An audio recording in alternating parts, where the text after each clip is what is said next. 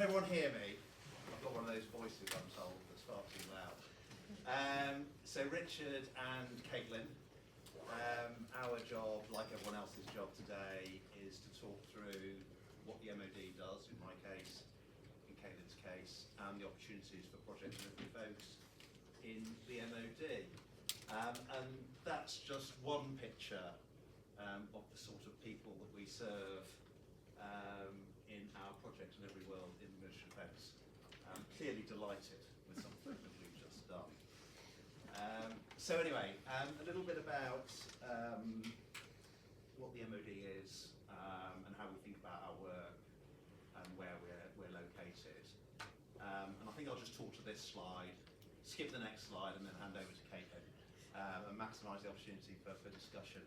And I'll talk top left to the purpose a little bit.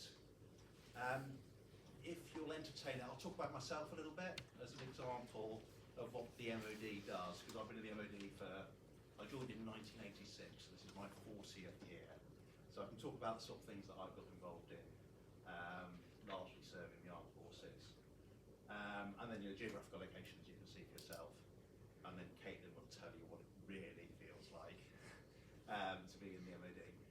So that's our purpose. I'm very proud of the purpose of the MoD. So we are here to protect the nation and to help it prosper.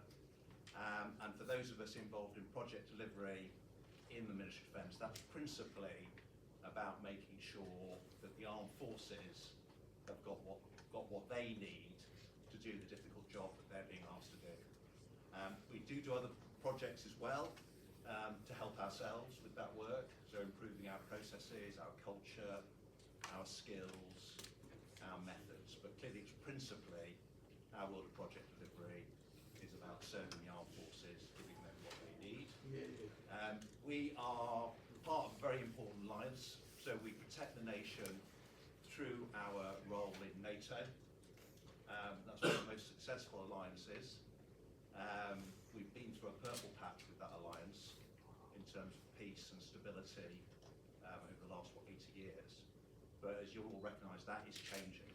So when I joined the MoD in the late 80s into the 90s, we went through a period of disinvestment, the so-called peace dividend. That's now changing. You can all read about it in the newspapers, and we all recognise that all NATO countries need to invest, need project delivery to deliver that investment, turn it into capabilities that makes NATO as a collective force very credible and the deterrence it needs to be, because that deterrence will give us peace going forward. That's the objective at the end. Those bullet points, what should you take from those bullet points? There is something for everyone, in the MoD. We do big projects, we do medium-sized projects, we do small projects. In terms of the domains that we serve, the way we describe our domains, we do space, so satellite systems, we do cyber, lots and lots of cyber, really growing area, and then we do the more traditional domains of maritime, land and air, and everything that goes around that. So there is literally something for everyone in terms of the technologies that we deal with, the supply chains, the customer demands that come from the armed forces. It's just been, it's been a delight for me, 40 years, doing some really interesting stuff with some really interesting people, serving folks like the gentleman on that first picture, and giving them what they need. As I say, I joined in the 80s. I started my life on transport aircraft, so I was involved in 3 different transport aircraft through the 90s, into the noughties. Initially with American supply chain, then again with an American supply chain, then with the European supply chain involving 6 partner nations. So that's another great thing about project delivery in the MoD. If you enjoy working with other nations, there's lots of that on offer. So I worked on the A400M transport plane with the likes of Germany, France, Spain, Turkey, Belgium, Luxembourg, and other nations as export orders came in. So transport planes took me to probably 2010, and then I got into munitions and weapons, and that's where I learned about the Navy and the Army, because up until that point I've mainly been working in the Air Force, and discovered they're a bit different. Each service has its own personality, the complex weapons, munitions. Again, if you like high-tech stuff, so air defense systems, having a missile to knock a golf ball out of the air, where both the golf ball and the missile are probably traveling Mach 3, so 3 times the speed of sound, when you're trying to hit something that's about 10 kilometers away. That just blew my head when I started to think about that. So the sort of technologies that you get involved in. And of course, modern technologies are now more in the non-kinetic effect, electronic warfare, lasers, getting into all that sort of stuff. I could get quite geeky and techy about it. But lots of stuff to be done there. And then I've been quite privileged, and amongst those delivery jobs, I've done more corporate roles, performance management child roles, business change management, corporate services, which Caitlin can talk about better than me. And we are scattered around the country in quite big blobs and smaller blobs, and that's just a sense of some of our big sites where we work. And Caitlin, you're based in Bristol. I'm going to skip that slide. Over to you. Hello, I'm Caitlin.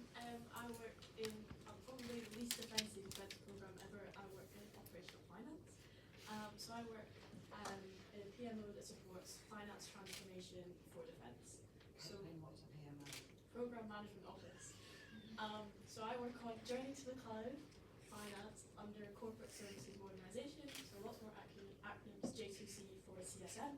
So this involves designing and implementing the new finance operating model under defence reform, and also moving all of our financial corporate systems onto a cloud-based platform. So yeah, no fun site visits for us. So lots of stuff, different kinds of things you do as a project support officer in MoD.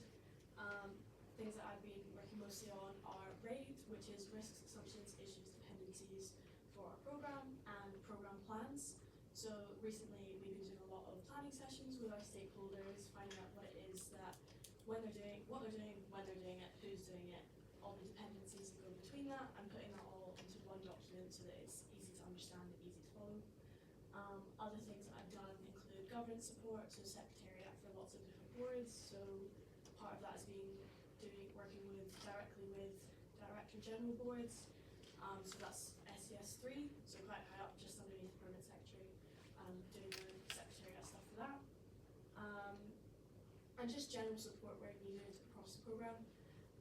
I've been quite lucky because my PMO supports the 2 programmes, the Reform and J2C, so it's been quite interesting to see the different ways of working, just even though it's in one area, different ways of working across 2 programmes.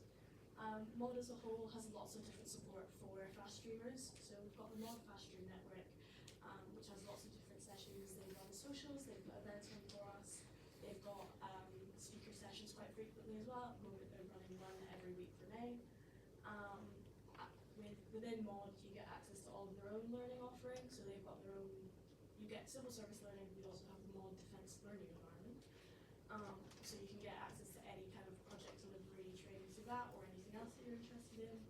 There's lots of shadowing opportunities, so the past few weeks I've been doing some shadowing with our director, so our SES2, in charge of operational finance, which has been quite interesting to see because he is our programme's senior responsible owner. So we go to lots of fun different boards that he goes to. And then there's also lots of networking opportunities because there's a lot of fast streamers in MoD, there's a lot of people in MoD, and there's a huge project delivery profession. So you get to meet lots of different people who work in very, very different programmes. Like Richard was saying, there's just so many different things.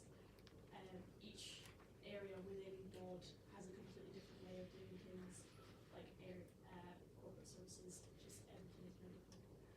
Yeah, it's been a very good year, and I think this is general across government, but I would say that MoD specifically is very, very willing to help fast streamers. You can ask them for a lot and they will give it to you. Everyone's very, very willing to help support your development. I think that's my biggest bit of advice, is to figure out what it is that you're interested in and find out ways that you can get involved in that.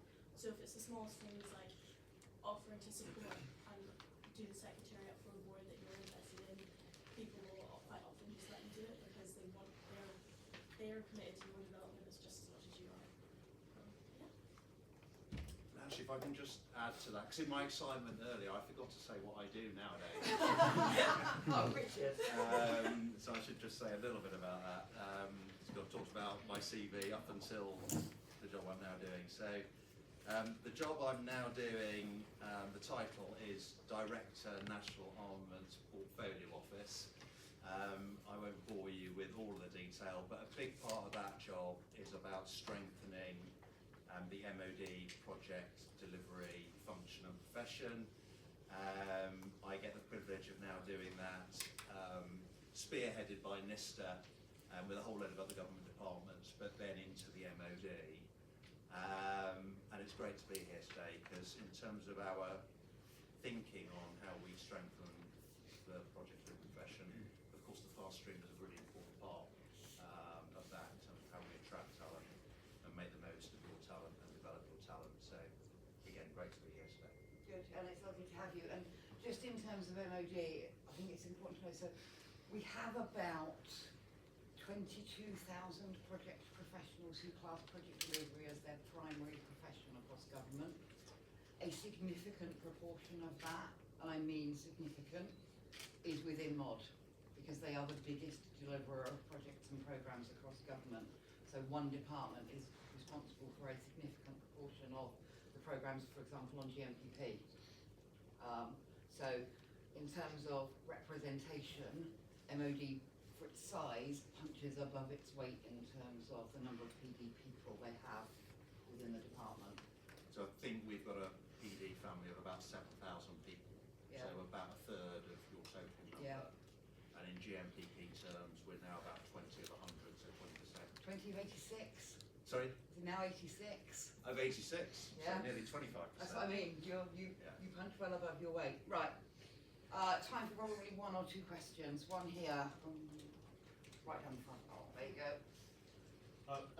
So when it comes to delivering projects for MoD, for things like procurement, how does it work when part of the dependency is a foreign country or business in that, I don't know, for example, NLAW, right, Swedish, Eurofighter same, but like Tempest, for example, British, Italian and Japanese. Yeah. So how do you like set a timeline or set a budget or basically deliver the project of 6th Gen when part of it is nagging the Japanese to finish a job? Yeah. Does that make sense? It absolutely makes sense, but I think that is part of the joy and occasional frustration of the sort of work we do. And of course it's not peculiar to the MoD, because most big endeavours are now delivered through global partnerships and global supply chains. And you know, an important thing that we do for the UK is not just the direct military capability that we put in place, but building those wider international relationships. So actually, if we go into a multinational venture, and there's various ways of doing it to get to the point of your question, part of the benefit of that is how it builds relationships, how it strengthens alliances, and as I say, how it aids to protect stability and peace going forward. There's lots of different constructs. Given more time, I could get into them. So sometimes we do it through highly structured, highly governed partnerships with memorandums of understanding, and some of the things you mentioned, Tempest, for example, with Japan and others is a good example of that. Others we might do in a more direct commercial way, and then there's all sorts of arrangements in between. I've got reasonable experience across the different varieties. Thank you. Probably got time for one more, if anybody has one more. No? In which case, Richard, Caitlin, thank you very much.